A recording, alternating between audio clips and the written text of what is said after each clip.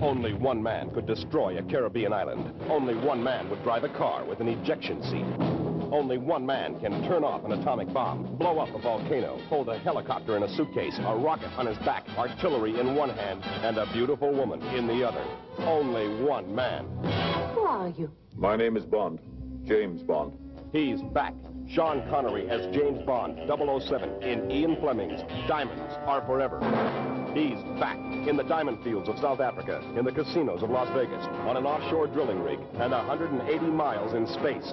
Sean Connery as James Bond is back, and he's bigger than ever in the newest, greatest Bond adventure of them all. Diamonds are forever. Diamonds Are Forever. From United Artists, rated GP. They contain material not suitable for pre-teenagers. Diamonds Are Forever, forever, forever, forever, forever, forever, forever, forever, forever.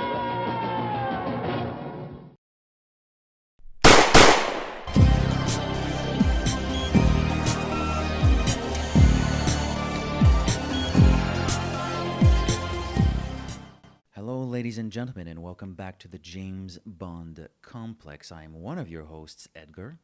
I'm always Matt. You still are? I am, I think. I believe I am. That's why I like you, Mathieu. You're consistent. I like that. And welcome back, listeners. This time we are discussing 1971's Diamonds Are Forever. Forever. Wrap it around your fingers, stroke it, caress it. The film companion of the book we just discussed. Yes. We ended, I shouldn't take the credit, it was your idea. You ended the last episode with a very interesting question, which was, well, what is superior? Diamonds Are Forever, the book, or Diamonds Are Forever, the film? Which, oddly enough, I never thought about that question, but for many, many interesting reasons, it's a damn good question. It is. It is. So let's spoil the hell out of this thing.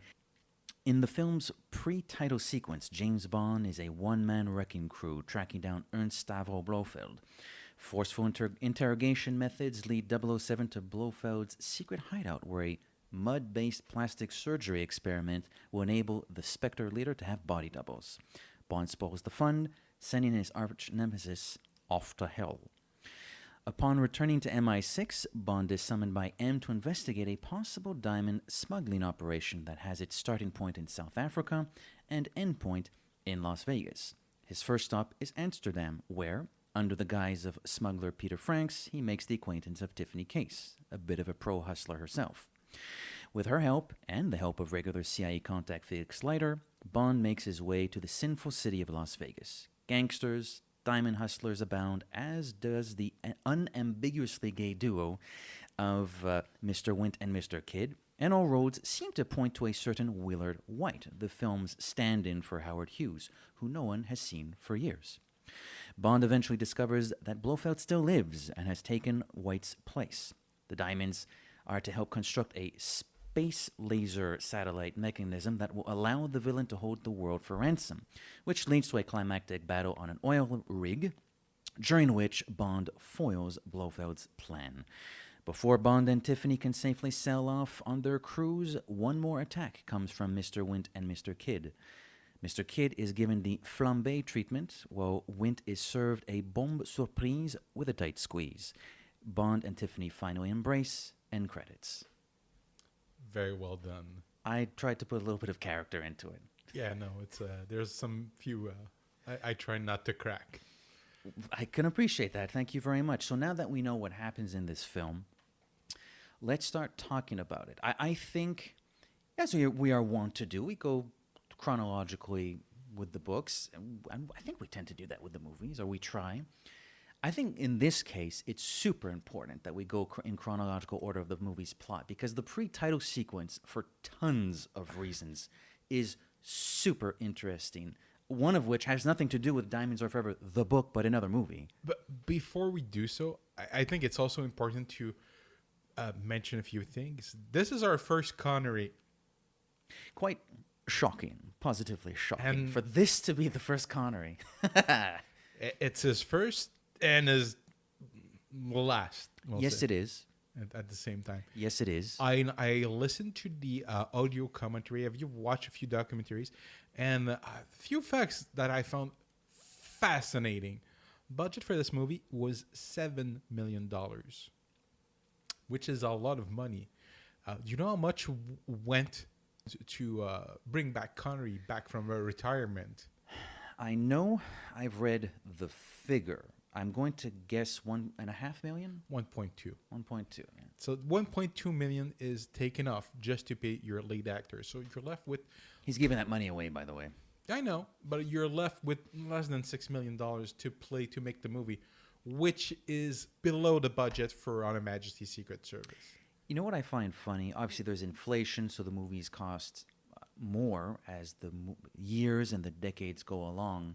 There are moments in Diamonds Are Forever where I have to sit aghast at the fact that this is made 9 years after Dr. No. There are sets that look a hell of a lot worse than the sets in Dr. No. I go with that. This That statement is correct. I'm glad you appreciate accuracy, Matthew. There are moments in this film that look cheap. They are unbefitting of a Bond film because of the cheap quality. It's usually the sets. It's sometimes the acting.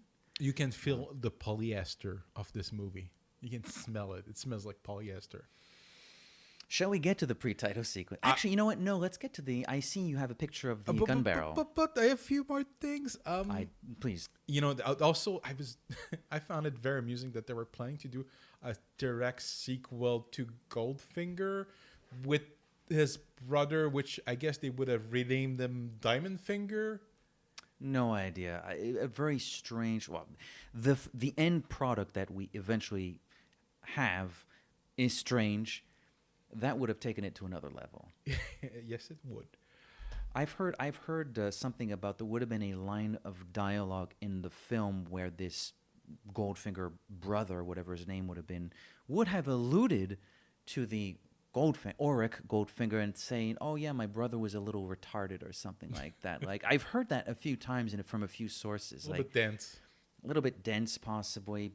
My goodness, there's a part of me, a perverse part of me, that kind of wishes that movie was made, but then my intelligence kicks in and says, you know what, as weak as the movie we got was, it's probably best that we still got this one. Yeah. So let's start with the gun barrel, because did you notice? I know. I already know what you're going to hit. The glint. Hit me. Yeah, I know. I didn't hallucinate that. No. Oh, you just noticed that on your last viewing? Yes. I knew that for a while, actually. I never, until this, I'm like, wait, there's...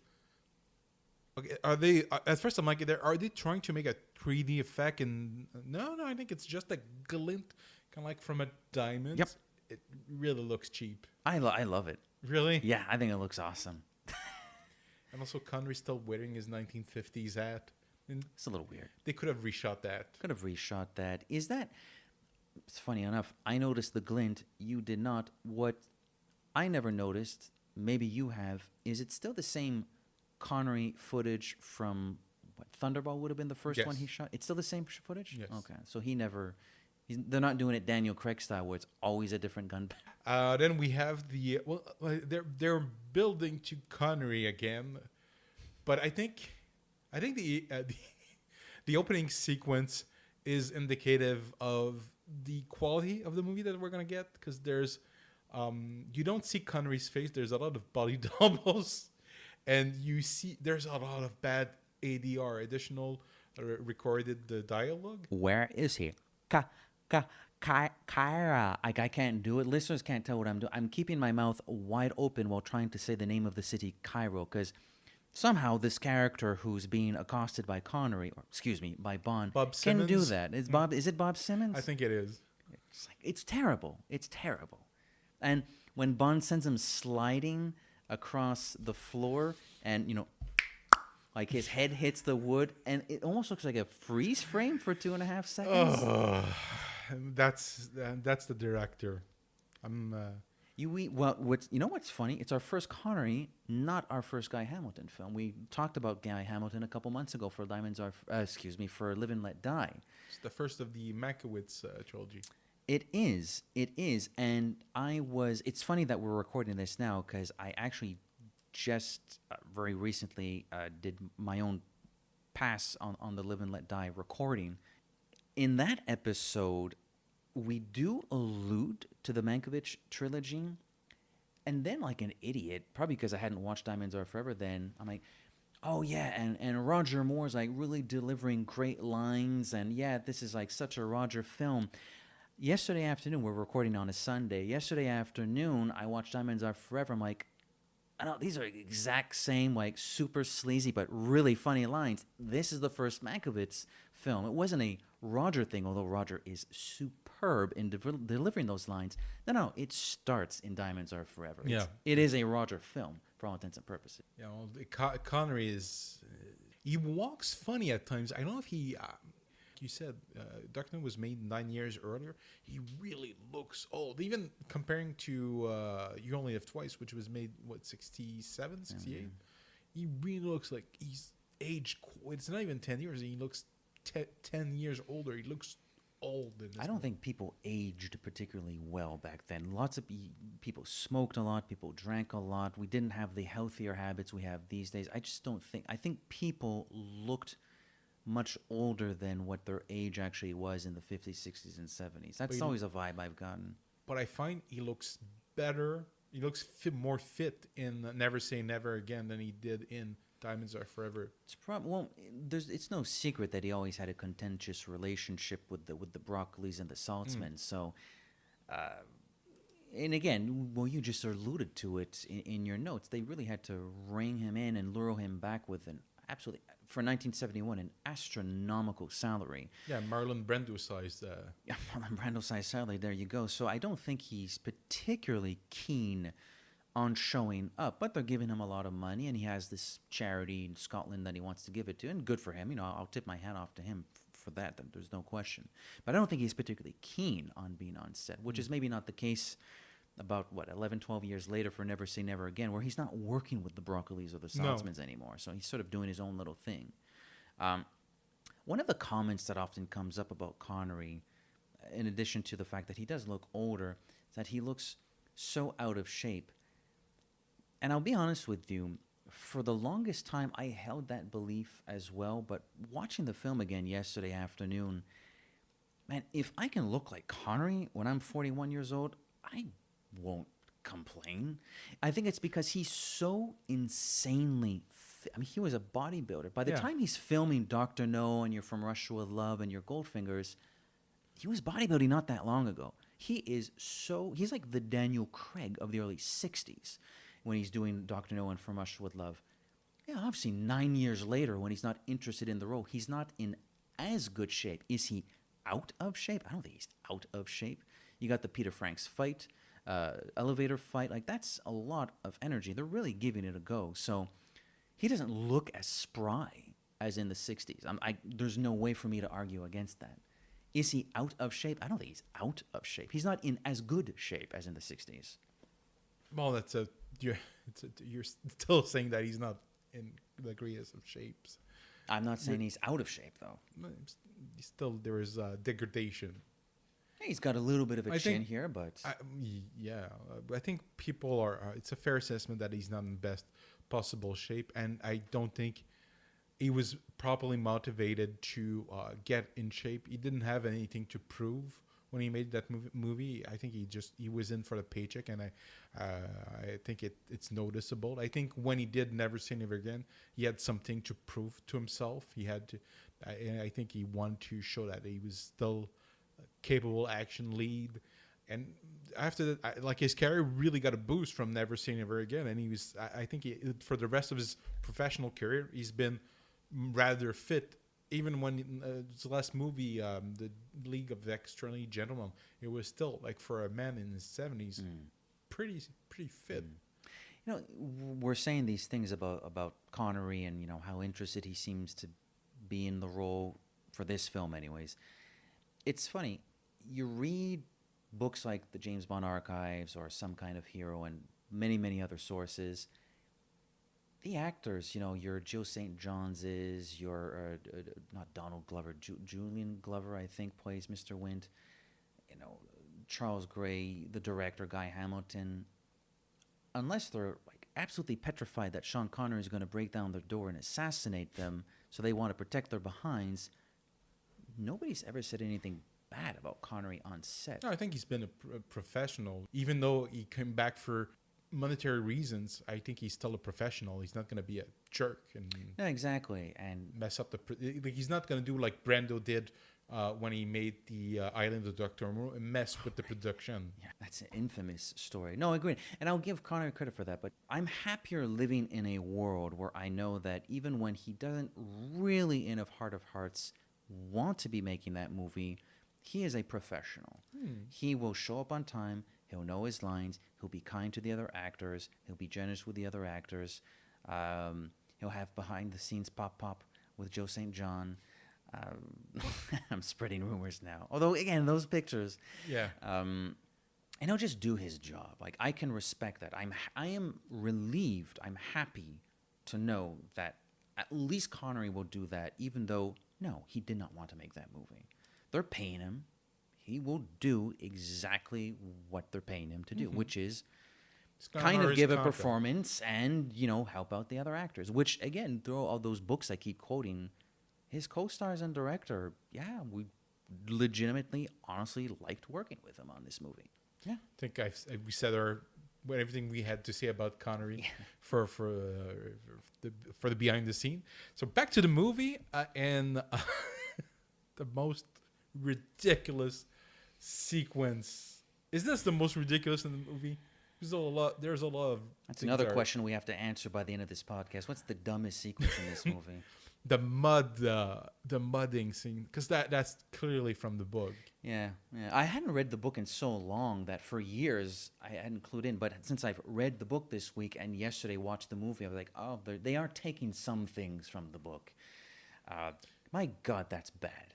You know what I would describe it is that they took the plot of Thunderbolt, they cut it in pieces, and they took the book, put it in blender, hit puree, and voila, you have the script for. Yeah, Spectre seems to really love either a mask or it's plastic surgery, but they love making copycats. They love making body doubles of their people, whether it's Blofeld, whether it's I can't remember the pilot's name in Thunderball, whether it's that poor schmuck that gets killed by Red Grant. Yeah, they love making duplicates. Yeah. They love that shit. They're love obsessed.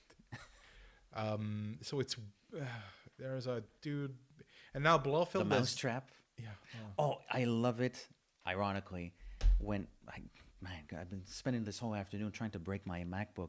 I love that moment when Blofeld comes in, making med pies 007, and Bond raises his hands like this, almost like a floozy, like this, waiting for the guy to put his hand. It's such a strange way to act out that scene. I don't understand what's going on. Thanks. Yeah, people are having a good time, not necessarily making a good movie. Have you noticed that the Blofeld? I call them the Blofeld Elite Guard. Have these helmets with little thunderbolts on them. I've noticed the guards. Obviously, one of them gets the the flash or. Yeah, it looks like the Flash insignia. I'm like, what the hell? Why would that be there? And I don't know. And they come back at the end. They have two types of goon. They have the Edmonton Oilers uniforms, which are orange and blue, and they have these guys. I call them the Elite Guard, but I'm like. Why do they have thunderbolts on their idea. They could have put the Spectre Octopus instead. Yeah. Look at those sideburns, though. Very 70s. Oh, yeah. So there's this procedure that Blofeld is trying to accomplish. Again, body double. Bond foils it by putting more mud on the guy who's already in a bath of mud. And he kills the man. But that's in the book. That's what happens. But in the book, it's clearly stated that you can't. I think he's more like in a coffin. Can't really. Move. It's also incredibly hot, liquid mud. It is burning the jockey's face. That can't be burning the guy. He's in the tub of mud. It can't be that hot. So what is the extra mud doing? Choking him? Is he drinking the mud? It would make more sense if he was not moving, but then he couldn't have raised his little gun. Why is there a gun in the tub? Good question. You know what I love about what just happened? You've had trouble answering questions before. This is the best one. This is the best time you have trouble answering the question because there's no logical answer to it. It's ridiculous. It is so It cheaply looked made. cool for them, I guess. But it's Yeah, and it could doesn't. maybe. But it doesn't look cool. Well, no, the finished product doesn't look cool. It feels like one of those movies where nobody's heart was really into it. Let's just make a Bond movie. What does a Bond movie consist of? Especially after movies like Goldfinger, You Only Live Twice, where things definitely get a little bit more fantastical. And it's as though they want to keep that spirit, especially Goldfinger. They want to keep that spirit, but the creativity It's isn't gone. there. But I think in your initial introduction, you wanted to, because it's a follow up to On Her Majesty's Secret Service. It kind of alludes to events that happened in that movie, in some bizarre ways. In the least not interesting, in the least interested way possible. It's like, well, yeah, there hasn't been a movie in 2 years. I'm sure some fans will remember how the other one ended. So let's just sort of cover our behinds and deal with that in a Mickey Mouse way in the pre-title sequence. So no one can claim that we didn't address it at all. We kind of sort of will, but at the same time, not at all. Yeah, because it doesn't feel like a sequel to that movie. Not in tone, not in spirit, not in... It's kind of disgusting because they. Even M, honestly. I know the point of the show is to compare the film with the book, and we've done a pretty good job of that in our previous recordings, but this is that unique instance where we are going to compare it to the book. You almost like have to spend a couple of minutes talking about the fact I that think this it's is... a fair assessment. Yeah, you have to spend a few minutes talking about the fact that this is a, quote, follow-up to On Her Majesty's Secret Service, considering what happens in On Her Majesty's Secret Service. On Majesty's almost requires that you follow up on that storyline because of how it ends, and because of the Lazenby situation and the lackluster box office results, they kind of retract from where they were heading. What they do with this movie is they're scared. They went back to Connery and they're afraid of being creative. Like to them, Majesty was a failure, a mistake, and they're embarrassed by it.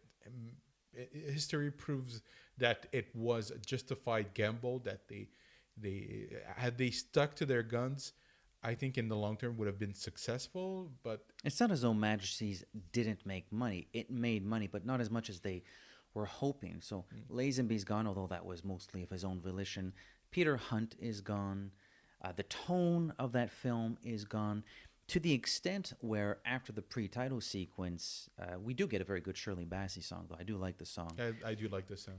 We get to the M sequence where M literally says stuff like, Blofeld's dead. Can you please get back to your job now? Like, Blofeld's dead because it's the guy Bond wanted to avenge for his wife's death. Yeah. Like, why are you talking to him like this? Like, they're so terrified of On Her Majesty's Secret Service that they are just coming up with anything to shove that under the rug, including making M come across as a real a-hole, assuming this is actually a follow-up to On Her Majesty's Secret Service. Like, this M is a jerk-off. He's not. He's like a lovable, grumpy, curmudgeonly fellow. I love M. I love the concept of M, whether it's Judi Dench, Robert Brown.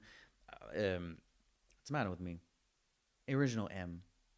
Bernard Lee. Bernard Lee. I love the curmudgeonly old sailor M, or even the Judi Dench M, who can be a bit of a bitch too. But that's cool. This and the Diamonds Are Forever M is just a jerk off. It's just mean for meanness. Oh man, unbelievable. Too mean.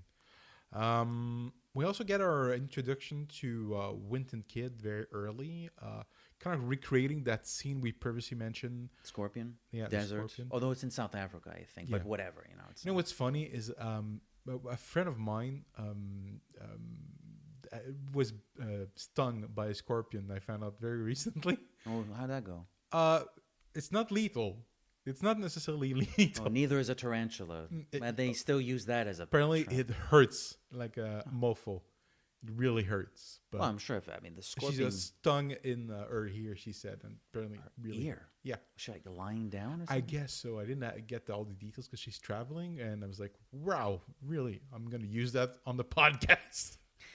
Mr. Wint and Mr. Kidd were one of the few things we were positive on in the novel. Thank goodness they were there. They sort of not lightened the mood, but they made the book a little bit more palatable when they were present. What do you think about them in the film? I'm dying to talk about Mr. Wint and Mr. Kidd in the film. I like them. They're so happy, and they make me, because the way they always refer to each other, it's like Mr. Wint, Mr. Kidd. I don't know why they made me think of Star Trek people. All those characters always relate to Mr. Sulu. Mr. Sulu, Mr. Chekhov. Like it Mr. Spock. I honestly, I there's a moment in when they're in the plane, and I think it's Mr. Kidd is assessing Tiffany case, and he's like, "Huh, she's rather attractive for a woman," and when gives him that look and like you, I'm like, okay, Oh, no, he didn't. Wint is gay, but Kidd might be Bisexual, yeah, I got maybe. that feeling. I got Did you catch his laugh at the end when Wint is still looking at him? Kid is like, it's terrible. It's great, but it's terrible at the same time. I'm gonna come clean. Okay, I'm gonna come clean. I have as strange and at times poorly utilized as they are. I have a lot of fun with Mr. Wint and Mr. Kidd in this film. They are pretty cool. they're a high point and a very low point. You know, if God had wanted man to fly, he would have given him wings, Mr. Kidd. That's just these bizarre, and then they walk off holding hands. It's like, what is this movie trying to do? Take pictures for the children. How thoughtful of you, Mr. Kidd. You know, Oh, they're so. They're just. They love their job. I've never seen killers like their job so much. They're so you might even giddy. say they're having a gay old time. So we get Mr. Wint and Mr. Kidd. What I do like about that sequence, to be perfectly honest with you, I'm getting a sense I'm going to be a little bit more positive on the film than you, if only a little bit. What I like about that sequence is how this man from I don't remember if he's from De Beers or he's from the Treasury or what have you, and he's explaining the fact that there's this airtight security that protects these diamonds from being smuggling. We were aware of smuggling operations, but now it's gotten pretty bad, and we're actually losing serious money now. But we're doing our best to protect this, and as this character is explaining this to Bond and M, the film is cutting away to exactly how these smugglers are getting the diamonds out. I like that. You know, that's Guy Hamilton. That's Guy Hamilton's sense of humor. I think he's not always great with action. We'll talk about certain scenes where I don't think he's even very good with sets. He doesn't make them, but he's the director. He has, this is good, cut, print. He has to say that. He is good with funny. He is good with editing, I find. He's yeah. I was on my couch, right? We're recording in my place. I was sitting right there. I was laughing yesterday when it was cutting between those two things. Like, this is pretty clever. I like this. It's ironic. It's funny. No, I agree. But the movie is the worst points of the movie are probably there's a lot of performance issue I have with this movie. Some directorial choices regarding action. Some plotting elements, but the comedy aspects really they're really running on all cylinders. Yeah. I'll be honest. It is a funny Bond. It's a lot of other things are problematic, but it's a funny movie. It's a funny movie. Speaking of cheapness, that helicopter that blows up. The effect, you mean? Yeah, I'm like, oh geez, that's really like Yeah. Well, the same effect comes back once the space laser satellite mechanism blows up, I think, some submarines. They blow something up in mainland China. I think it might be China. I can't remember. Yeah, I think it's China. And the same effect, very obvious, very cheesy optical effect of a rather pitiful looking explosion right there in the tiny corner of the screen. It's not good. Yeah, so now we're back to the negatives. Let's try to find some positives, though, because I want to talk about Jill St. John as Tiffany Case, because I think her introductory scene is really quite good in Diamonds Are Forever, and again, very, very funny.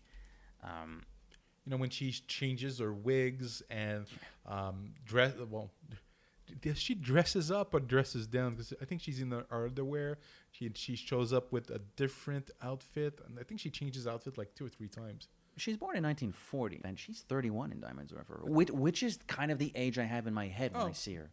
She looks perfectly fine, even now. You have a little crush. Do I? I'm not No, gonna hide she's that. she's obviously a comedic actress. She's fun. She's light and fun. She's like the complete opposite of what she is in the book. She's clearly a user. Somebody's gonna just try and use anything to get ahead. At one point, she asked if Q's married, or no, it's Felix if he's married. I'm like, okay, you're clearly Relax, just. you got a friend named Felix that can fix everything. You're gonna get a shot in the mouth. Blow your pants up. Can you tell that I enjoy Tiffany Case? And I enjoy Tiffany Case as played by Jill St. John. We've already established that there's really nothing serious in this film. If you can go with that, flaws aside, and we've barely touched the tip of the iceberg of the flaws, but flaws aside, I'm not going to lie. I wasn't bored yesterday afternoon.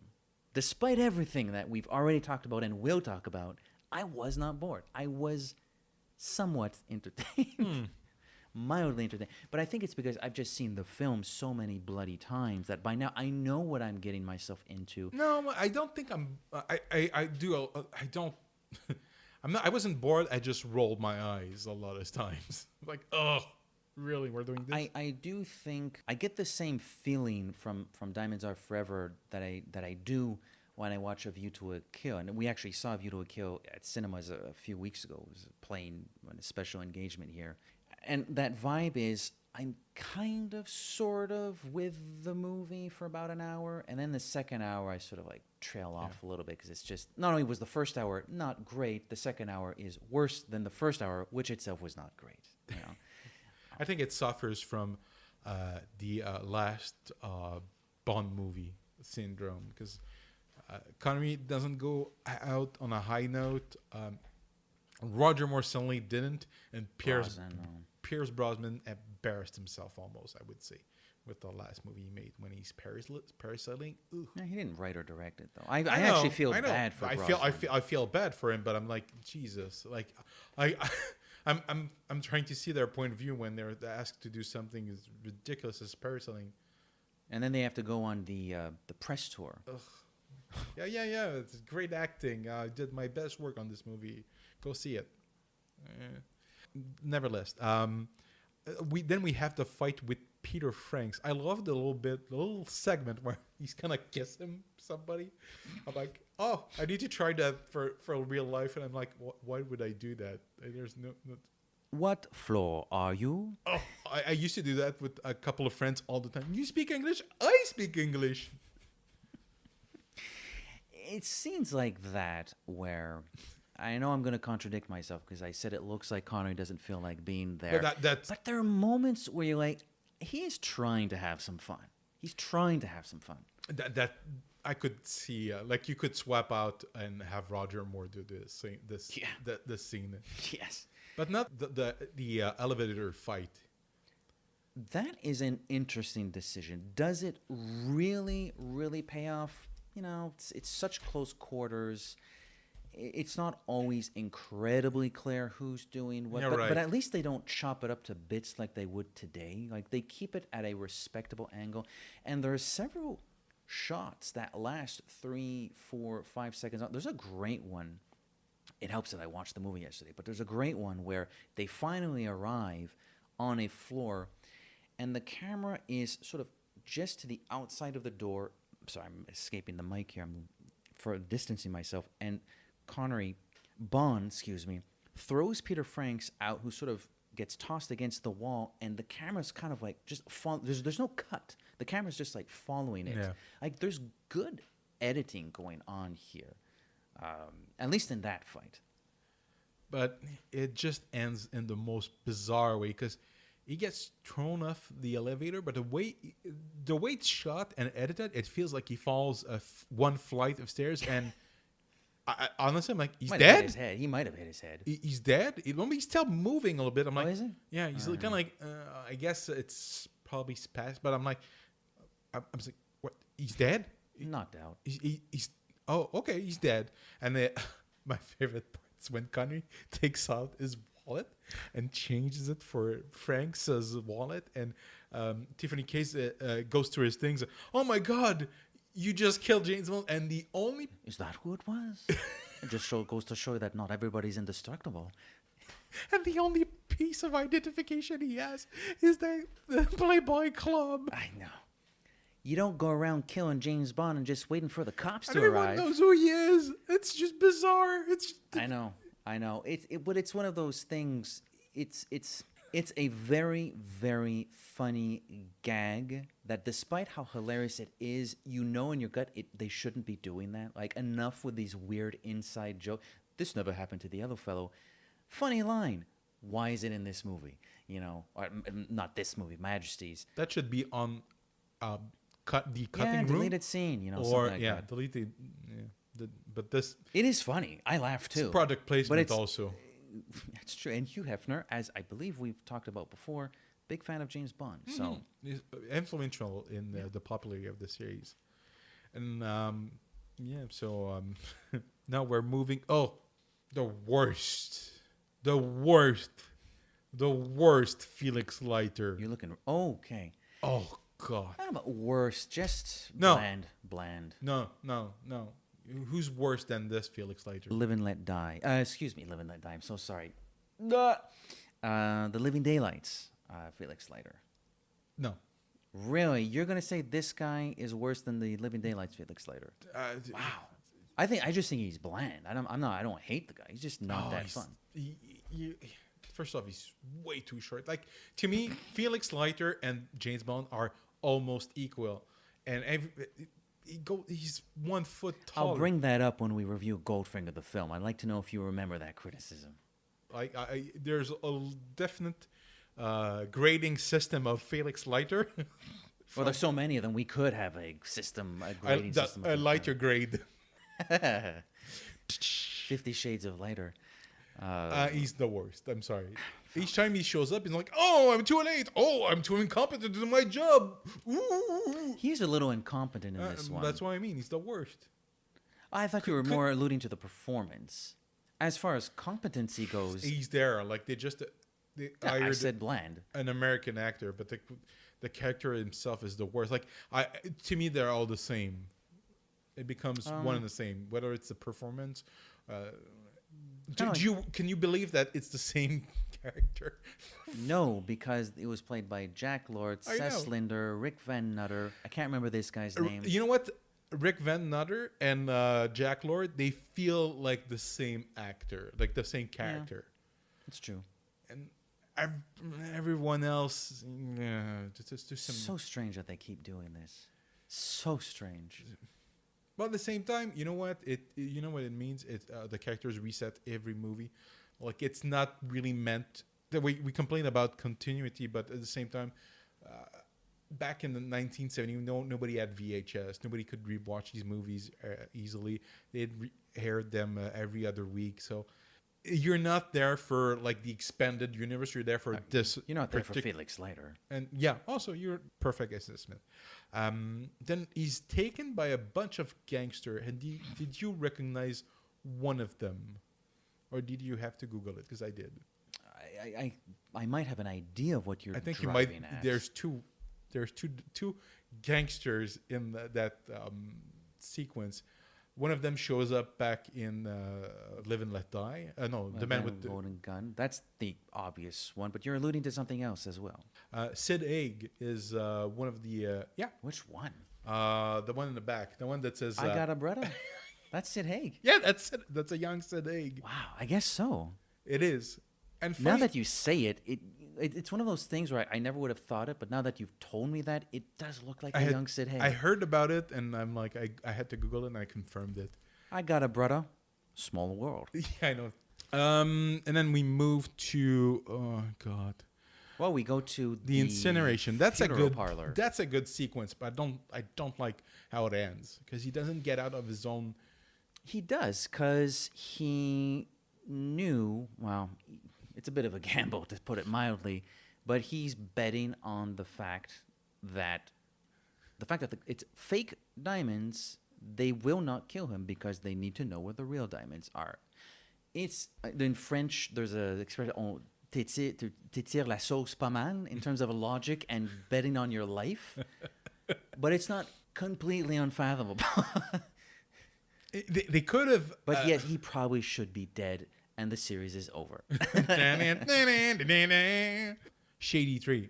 They kill him too early. Oh yeah, they do. Okay, we messed up, and that's the same. They almost did the same thing. You can't count on. Oh, we're not gonna kill him. Oh, we already did. That's the end of the movie. So it's really. I wish he came out with his own solution, like something, but his tuxedo, and he becomes unburnable. Or There is something about I don't know his first name, Mr. Slumber, that I do like about that performance. Just the way, the pleasure he takes. I mean, he knows it's, quote, Peter Franks, so he expects something important business-wise to happen. But the performance is really cool too. I like Slumber, and there's a great little moment where they're putting Peter Franks' brother in the incinerator. Slumber says, "Oh, amen," and Bond is, "Oh yes, amen." It's just like those weird little moments in these movies that do make the movie for me, under the understanding that there's a lot wrong with it, which we haven't talked about that much. We're actually giving it a lot of praise so far. Yeah, but it's praise. It's like praising. I don't know. I don't know if it's called. We haven't gotten to the worst parts of the movie. Then we get to Vegas, and Vegas unfortunately made that movie about 10 years too late. If they made it in 60s Vegas, it would have looked great. If you would have had Frank Sinatra, like all the Rat Pack in their prime. Oh, one of them has a cameo in a deleted scene. I think Sammy Davis Jr. That speaks to the quality of the movie. Actually, you see his face at one point. They're flipping to a catalog, and you see Sammy Davis. That's where he notices the Shady Tree ad, I think. Yeah. Just look at this picture and look at the way the people are dressed. I know. It's just, Oh, you know what I noticed yesterday? I'm glad you're showing me this picture. This is the scene where Plenty O'Toole comes into the frame, and she's a very fun character. I like her a lot. But I noticed for the first time ever the dealer, a blackjack dealer. I don't know what that role's name is. The dealer. Have you ever actually tried to listen to him? No. I'm like, what the F is this guy saying? Is this guy drunk or something? You should rewatch the scene. His English is undecipherable. He sounds like he's slobbing through the words. She's dubbed herself. She dubbed? Yeah. I was noticing that her dialogue sounded weird, so I Googled it, and no, she's entirely dubbed, but... She's a very attractive woman. Like, it's I know what... Anybody who has seen this movie, the first thing that came into your minds when I said a very attractive woman... But she has assets that yes. are put in. She does, but again, I did want to stress this. When the minute I said that sentence, I knew what everybody was thinking, justifiably so. But I do actually think she's an attractive woman. I think she was a very, very good looking woman. And she gives a fun little performance. Hey, you're a real swell guy. What a real nice place. It's a shame what happened to her in her life. Hey, you've played this game before, haven't you? Only once. Only once, yeah. And the poster I think technically she's on the poster too. I think they have two little characters. Yeah, the other one's supposed to be. I think. I'm Googling the poster. I think they're meant to be because I might be wrong, but you know what? Dare I say this is where the plot thickens? So we're 40 minutes in, and Blofeld shows up, and we know we're going back to Thunderbolt. I'm glad you brought Blofeld. We have to talk about Blofeld anyways. But we've badmouthed this movie a fair bit. I do legitimately love the sequence where Bond like rides the ceiling of the roof of the elevator and has his little like harpoon. It's in my notes. It's cool. It's cool. That's Bond. It's freaking cool. That's Bond. Yeah, that's perfect Bond. That's the shot where he's on and he's just smelling the flowers. It's like perfect. Like in really cool. A sea of mediocrity. Yeah. It's a diamond. Well played. Well played. A diamond in the rough. Yeah. And then we have this contrived diamond exchange sequence where Tiffany Case... Really weird. That's the blackjack sequence from the book. And I was like, wow. And we're at Circus. And I'm like, wow, why are we here? Why are we at the cheapest looking casino they could bring us to? They bring us to Circus. Circa 1971. Which did you listen to the most recent Music of Bond James Bond radio episode? No. Why can I not remember the hosts of the James Bond radio? John Barry? Tom. Oh. Went to Las Vegas a couple of years ago, and he ventured into the Circus. Apparently, it looks exactly like it does in the movie, which is kind of depressing because this movie's from 1971. It's so sad. Maybe they kept it this way. No, because of the James Bond aura, the history behind it. Still, I don't know. It doesn't seem right. But just that everything looks cheap, and you have kids at the casino. I'm like, why are we here? I know it's weird. What the kids are watching is kind of weird too. With the black woman turned into a gorilla. Oh, and I googled that, and I googled that because I was Zambora das Gorilla Girl. It's a roadside like attraction that they kind of, I guess they franchised, and a lot. It's been shown in multiple. Like it's a optical trick, I think. Oh, for sure. But it's very strange. Portes, I guess. Yeah. It's really weird. Like it's why are we watching this? And it's almost like an aside because it takes like 3 minutes to get through. Why are we spending?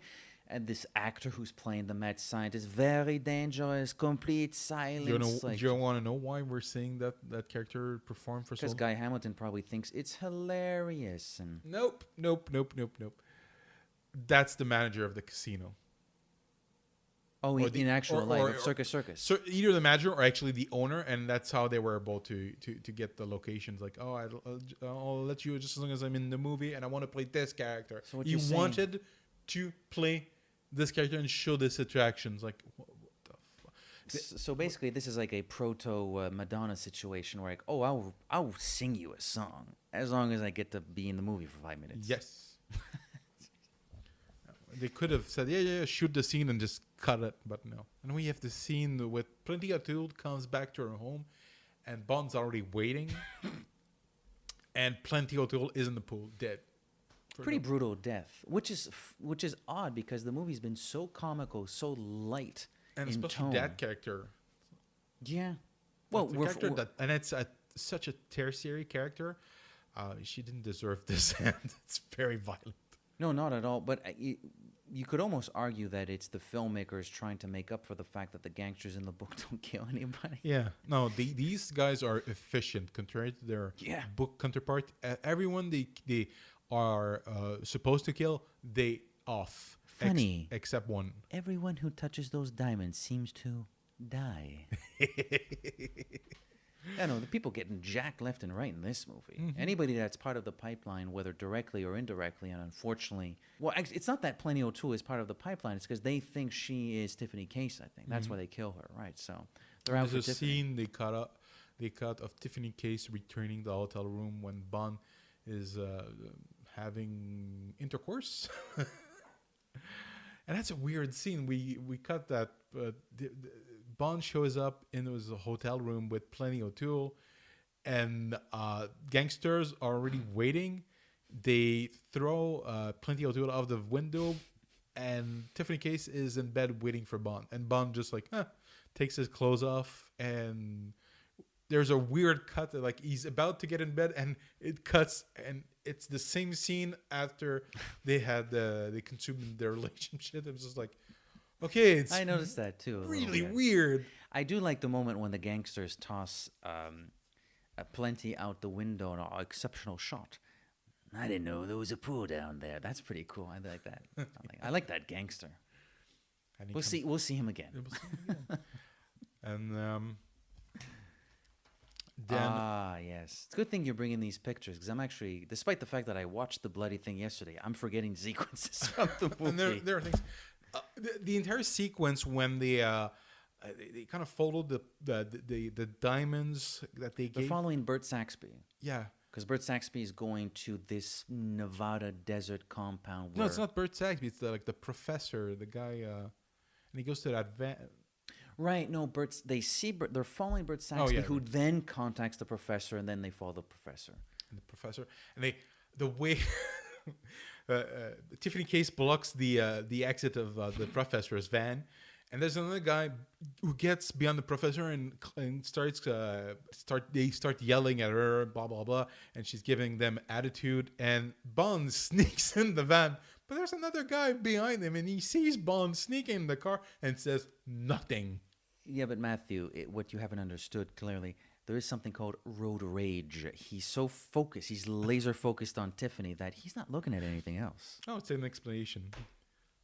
Now we get to the there's Klaus. I'm gonna say it. Ergersheimer. It's from Section D. From Section D. I feel much safer with this on. And Bond gets a lot of information, and I don't know if he learns that there's a laser, but he gets enough information to. He noticed the cassette of the military march. Why does that tip him off that something is going on? Search me, but they see something about the diamonds, and I don't remember. But he knows something's up. Get out of here, you annoying man! Did you hear? Arnold Schwarzenegger is with us. It did kind of sound like Schwarzenegger. It did. Yeah. And then we get to the moon set, which is just bizarre. This is we've bug praised this nuts. movie enough. Like, this is bug nuts. We're going to stop saying nice things. Now we're going to get mean-spirited. This is a stupid idea, which is poorly filmed, poorly designed, and not funny. I agree with that. Why are the astronauts in slow motion? Because it looks cool. Not a good enough reason. Try again. I'm not so... Oh, no, but it's just... It's so ridiculous. And the chase itself, first of all, how is that moon buggy? How are we supposed to accept that this moon buggy is an ultra-sophisticated space-age device? It looks like the robot from Lost in Space, but 10 times cheaper. It looks like the knockoff version of that thing. And some people shouldn't drive ATVs. This Connery looks like a child driving the ATV. He looks terrified. Actually. It looks like he's driving a big did wheel. you notice another thing I noticed yesterday when he gets to what are those called? ATV? I think it's an ATV or a three-wheeler. Have you ever noticed the moment when he commandeers one of the ATVs? He's hiding behind a hill, and there's this guy who I think he stumbled or something, so he gets back on the ATV, slowly sits, starts the engine, doesn't really move. Then Connery slowly comes down the hill and kicks him. Like, what is this guy think? It feels like sloppy filmmaking. It's really badly staged. It is poorly staged, and you'd think, well, if they're riding these super bikes and they're in Nevada, it's because they should be semi-competent. These drivers are not the least bit competent. They're falling like flies. They're dropping like flies. Yeah, it's ridiculous. It's really, really poorly made. And then we get into... Oh my God! I noticed a theme going on because we're at the beginning of the Makowitz trilogy, and this is the boat chase. It's not as long though. It's just as boring. It's not because of him, the writer, but it's the director is not invested in the action sequence. That's probably all second unit. It could very well be. It has no flair, no style. It's very poorly staged, and oh Jesus, have you noticed they weren't able to control the crowds. Everyone's just waiting. You see that they're waiting for the sequence. Okay, and there's the car going on. They're waiting. It's poorly staged. And there's that weird moment when they go in the alleyway or lean over, and then it cuts to like a back projection, and the car tilts the other way because apparently, it's not apparent. You can see it. It's tilted onto one side when they go into the alleyway, and then when they leave the alleyway, it's tilted on the opposite side. So they had to insert this weird back projection where the car tilts the other way. They tried to fix it, and it's just... But does that not speak volumes about the lack of care and attention to detail? If you can't even if you can't remember what you shot 5 minutes ago, which side the car was tilted on... It's a very important detail. Why are you here?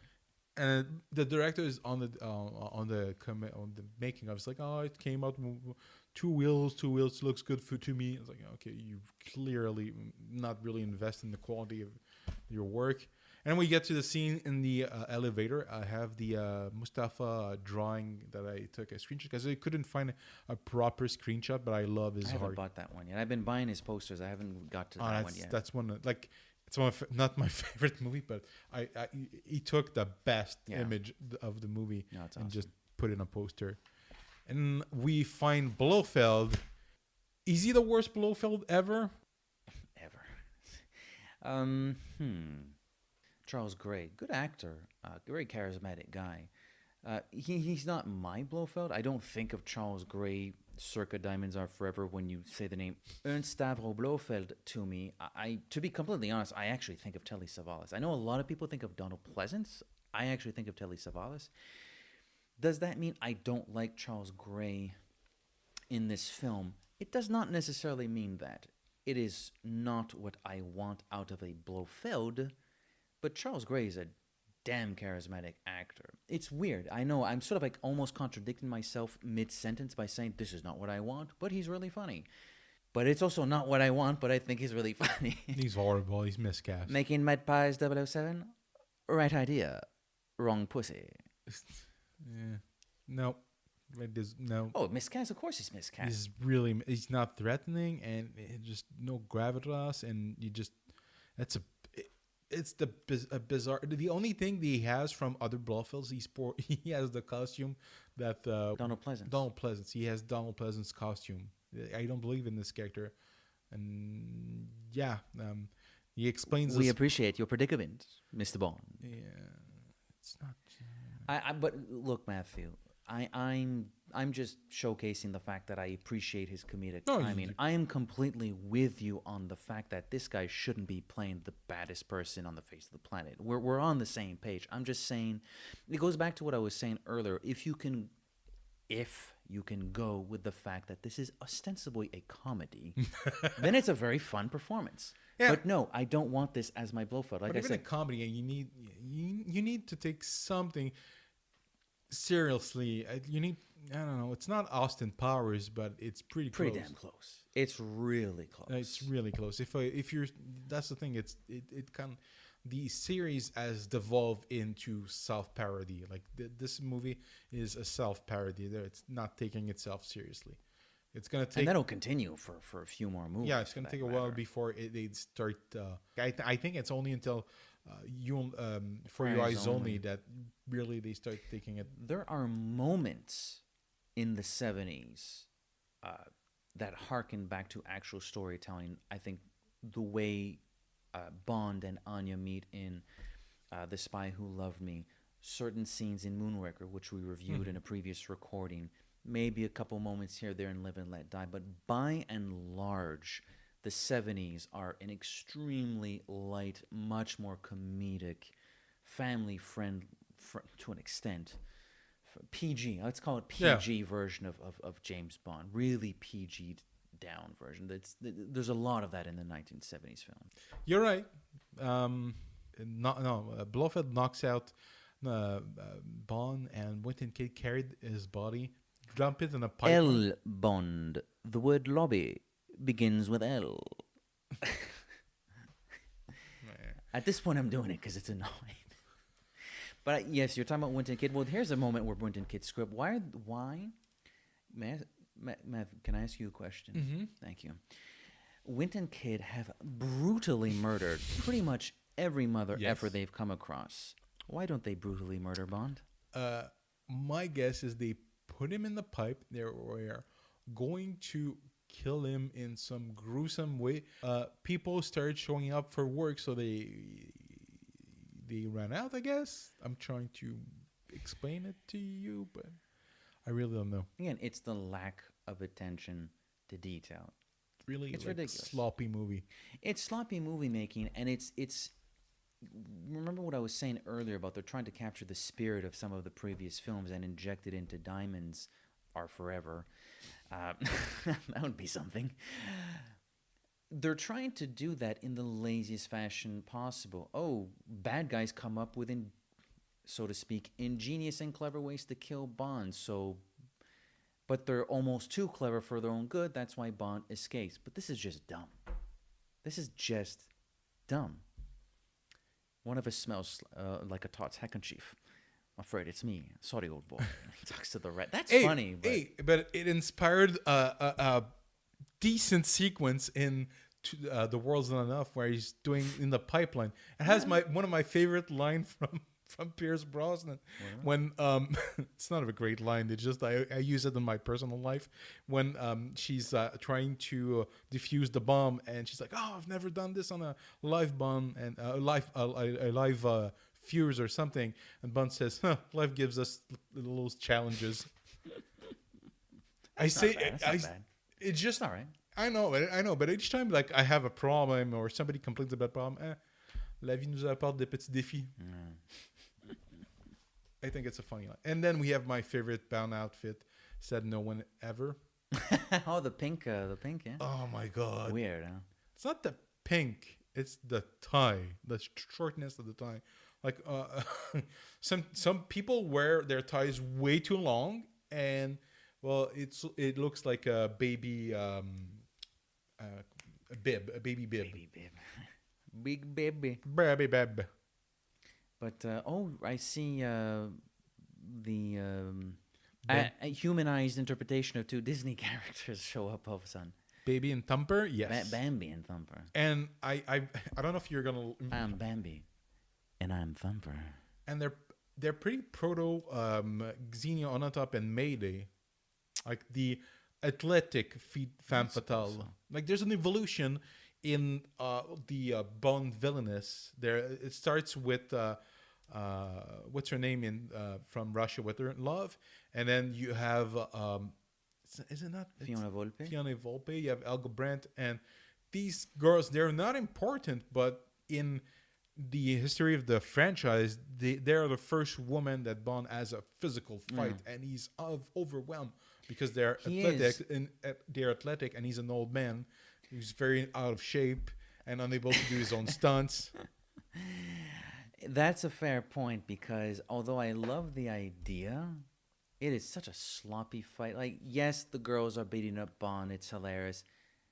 Bond has Sean Connery in his state doesn't stand a chance against these.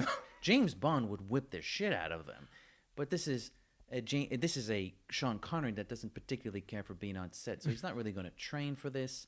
So yes, they're beating the crap out of him, you know. So, but I like the idea. I think they're fun characters, but the way it's shot and edited, it's very slow. It's like, oh yeah, these girls are flipping around, but they're taking like 10 seconds to flip over to me. I think I can duck out of the way, but he doesn't duck out of the way and he gets knocked over, you know. So it's disappointing. It's disappointing. That's why I put the Mayday and Xenia on top, because I think they're going to redo the same thing to greater success in the franchise, especially in both cases. Yeah. Famke Janssen, she messes up Brosnan pretty much in GoldenEye. Like for a while, you're like, ooh. Hey, we haven't met Willard White yet. Where's he? Oh, I didn't put him. Whatever. But very small role, but I kind of think he's funny. Remember, like when they leave, so Bambi and Thumper now defeated Bond and Felix were Willard is, and Bert Saxby shows up. Why Bert Saxby is trying to assassinate him from that far away, I'll never know. They shoot down Bert, which Bond comments on. Hey, that's Bert Saxby.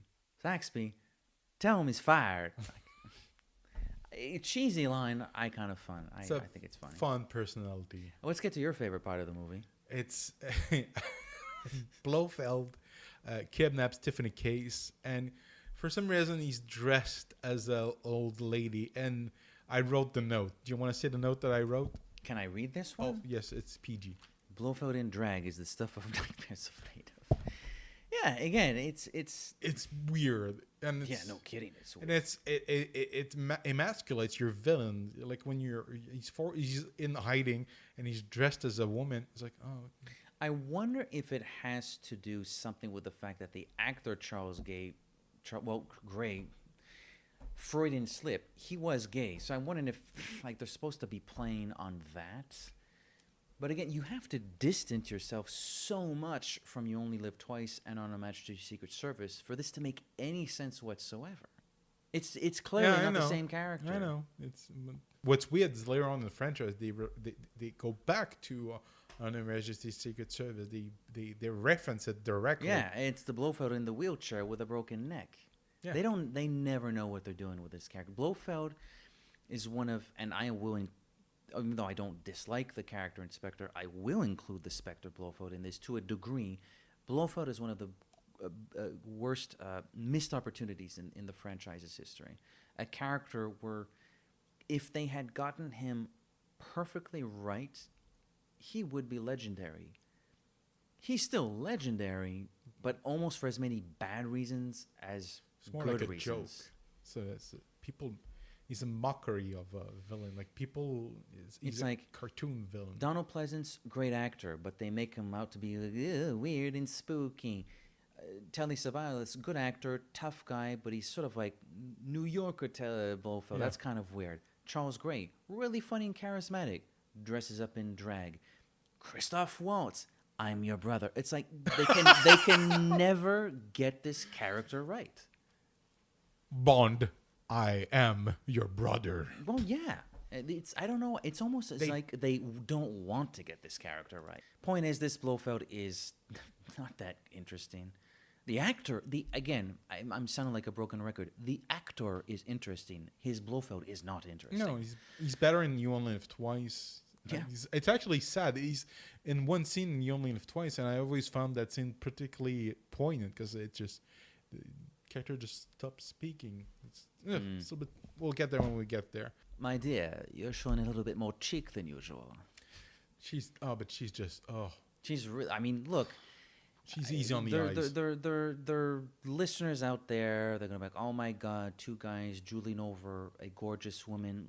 Look, the woman took care of herself. She put in the effort to take care of herself, and she's in a bikini at the end of the movie. Come on, like give us a break here. Close up on her behind.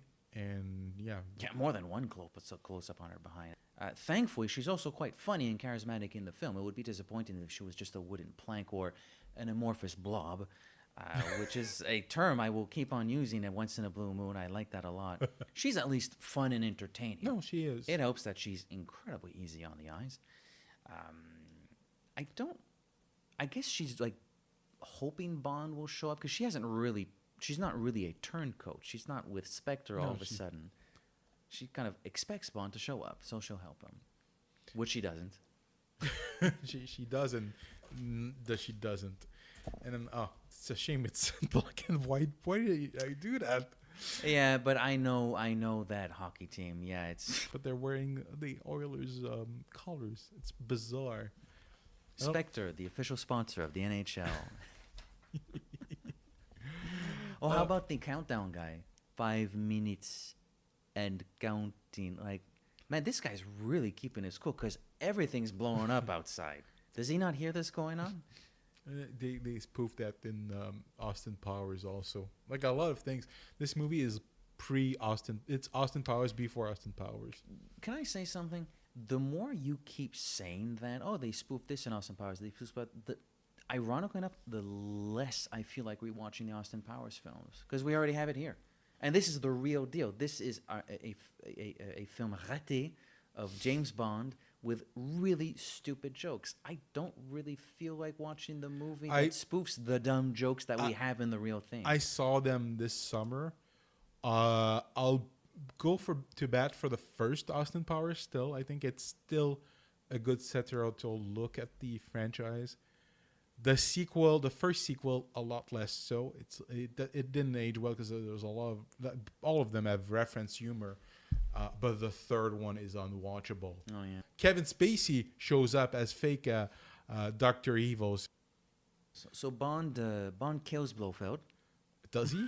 I don't even know how this movie ends. It's such again lazy, lack of attention to detail. Again, it's around this time that the whole I almost said Conor McGregor. What's his face? Jack Whittingham and the other dude that claimed the rights to Thunderball and Spectre and McClory. Kevin McClory. Kind of sounds like Kevin McGregor. Ewan McGregor. Anyways, Ewan McGregor, who fights for the rights of Spectre and Blofeld. I think this is more or less when things started to get really serious as far as the lawsuits went. So they probably make Blofeld's exit from the film intentionally ambiguous because they think maybe there's a chance we can use this guy again, because you don't see him die. He is in a situation where if you're an ordinary human being, you're probably dead. But the fact that we don't see him die is odd. I think the plan was for him to return on The Spy Who Loved Me. Oh, it was. But I mean, but The Spy Who Loved Me is like 6 years down the road. the, They don't know the that. agreement they had for when they made Thunderball was 10 years after the movie is released. You can do your own version, basically. And 75 is 10 years in. It's weird because you got Live and Let Die and The Man with the Golden Gun before then. Well, thank God. Honestly, I'm glad they stopped using Blofeld. I am too. If that's the Blofeld, again, all props to Charles Gray. I love you, guy. Or rest in peace. I don't know if he's still with us or not. Gone. Rest in peace, Charles Gray. Yeah, I think you're a great actor. But if you are what we're gonna get from Blofeld in the 70s, no, I'm completely with you. I'm glad they didn't use that character anymore. So, final scene with Winted Kid show up. Bond comments on his perfume aftershave. I spot that aftershave before, and both times I spot a rat. It's his reaction when he starts taking the wine out. He uses a gas-powered corkscrew, and Bond gives him a look like, ugh, like he's disgusted because it's gas-powered. It amused me. I'm like, I didn't notice that. I noticed it. I think I was kind of tuned out by it. Perfectly reasonable. 2 hours. This thing's 2 hours long. That's too long. So released in December 71 in France. So probably the summer here in America. Whatever. Has a 6.7 rating on IMDb. Holy smokes. For the average to be 6.7, that means there are people giving this thing like an 8 and a 9. Yeah. Well, at the time, I think it was received more. There wasn't no IMDb in 1971. I know, but it was even Rotten Tomato as 67 from the reviewers, and audience score is 58. Holy smokes. You know what I think it is? And to this day, I still hear this from time to time. The fact that Connery's back makes this movie palatable. And that is the predominant argument. Connery's that back, is the only therefore argument. I can digest this. What are you talking about? Are you not watching this movie? Are you not paying attention to this Blofeld? Are you not paying attention to how incomprehensible this plot is?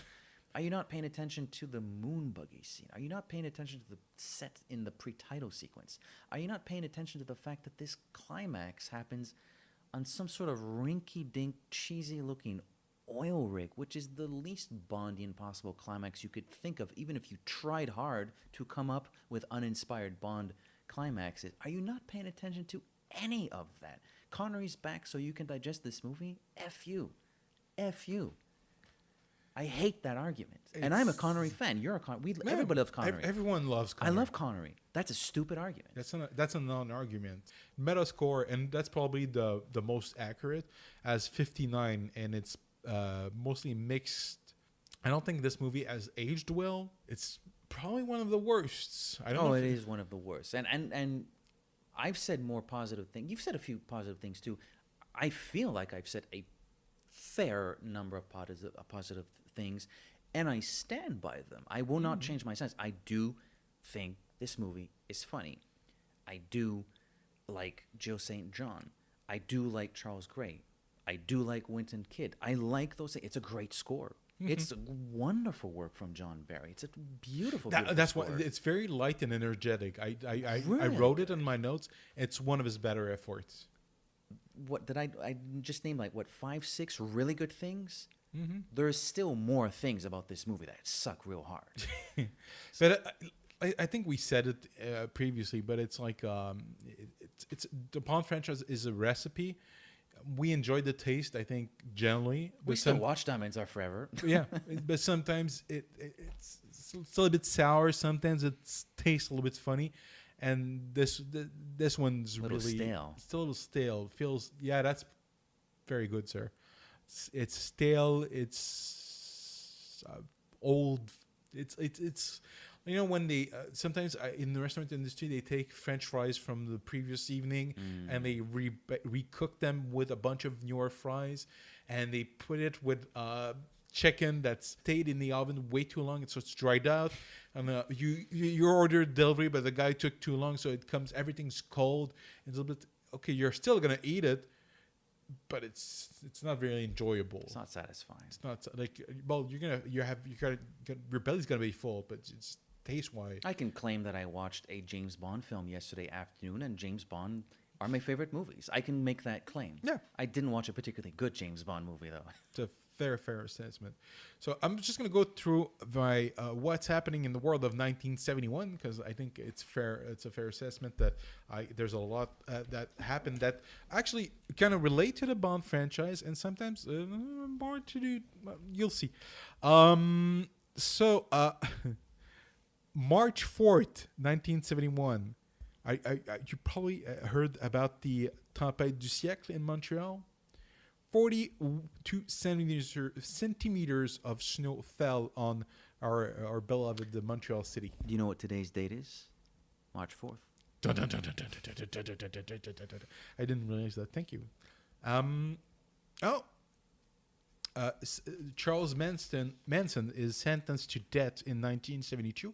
In 1971, but in 72, all death sentences are commuted as life imprisonment. And as you probably know, he passed away this year. Good riddance. Welcome to hell, Charles Manson. And Jim Morrison of the Doors died in Paris, in his bathtub in Paris, France. Oh, and this is particularly interesting as the Bond relating to the Bond franchise. August 15th, President Nixon announces that the United States would no longer convert dollars to gold at a fixed value, which basically renders Goldfinger's plot entirely pointless. That's a good one. He tried it in the early 60s. He still had time. So he wouldn't have been making money for that much longer, though. Yeah. Birthdays. I only have one. We actually mentioned our movie. Dennis Richards, born in February 17, 1971, and that's I always expect. I thought Louis Armstrong died in 69. He died in 71. Bless his heart. Bless his heart. Now we are left with our final summation, and I love you know what I've been having a lot of fun with this afternoon? Just looking at you, Matthew. What I mean by that is your expressions during our previous recording, because we did our Diamond's book review earlier, and you listeners have already heard that. Now we're doing our movie. Your expressions have been priceless. I know it's like eating broccoli. Oh, broccoli's fine. Well, the broccolis are fine, but eating your vegetables when you're a child is just ugh. Like honestly, I'm glad we have there's only one other movie that I have really hard problems with, and we won't be. If I know which one you're talking about, we don't have to worry about that one for a good few months at least. And I know where we are going for the next few months. I'm so happy we're done with Diamonds, because I know where we're going for the next recording. Certainly, since we're going in the order of the publication of the novels, we'll get to the books when we do those episodes. But as far as the movie companions, we got some kick-ass movies coming up. We got some real kick-ass movies coming up. Even the books, a few of them at least. At least the next two I know I've enjoyed in the past. I'm expecting to enjoy again. I might be surprised, but some of them I barely remember though. But yeah, no, things are looking good because of this movie. I know we can only go up. But yeah, if you're trying to introduce somebody to James Bond, is this movie a good one to start with? Hell no. No. So that's I can't really recommend it. I'm sorry. But we haven't, and I have to answer the question too. What is better / worse, the book or the film? You know, at first, and I wrote it in my notes, I would have said the book. The book is better than the movie. But now discussing both of them with you, I'm gonna go back for the movie. As am I. That's the answer I had when you asked it at the start of our previous episode, which at this point was like 2 hours ago. But that was the answer I already had in my head. I read the book last week. I watched the movie yesterday afternoon. Both extremely far from perfect. Still had more fun with the movie. Yeah, the movie I enjoy. What the heck? Oh, Jesus. As a Bond fan, it's enjoyable because you've seen the other movies, hopefully, and you can enjoy it as a parody. Yeah. And also, I mean, some of the character. Well, I love Jill St. John. She's very, even Plenty O'Toole. So and she's good in it. It's not. We're not just oogling over her amazing body. She's charismatic in the movie. She's easy on the eyes also. Oh, very much. Both of them. It's Connery as James Bond, so it's like beer and pizza. It's good because it's even when it's bad. Beer, pizza, and sex. I'm not going to refuse them, but you can have. It's sometimes better than other occasions. Yeah. You know. So there you go. But if you're trying to introduce somebody to the James Bond phenomenon, don't start with this one. Absolutely not. I mean, what have we talked? We've got Casino Royale, Live and Let Die, Moon. It's funny. We're doing a back-to-back. As far as the movies go, we're doing a back-to-back with Moonraker and Diamonds Forever. Two entries that are regularly lambasted by the fan base and casual fans alike. Mm-hmm. Here's another one. We're going to watch a Bond movie this evening. You want to watch Moonraker or Diamonds Are Forever? Moonraker. I want to watch Moonraker too. Watch Moonraker. Moonraker's more fun. Yeah, that's true. I agree. And looks better.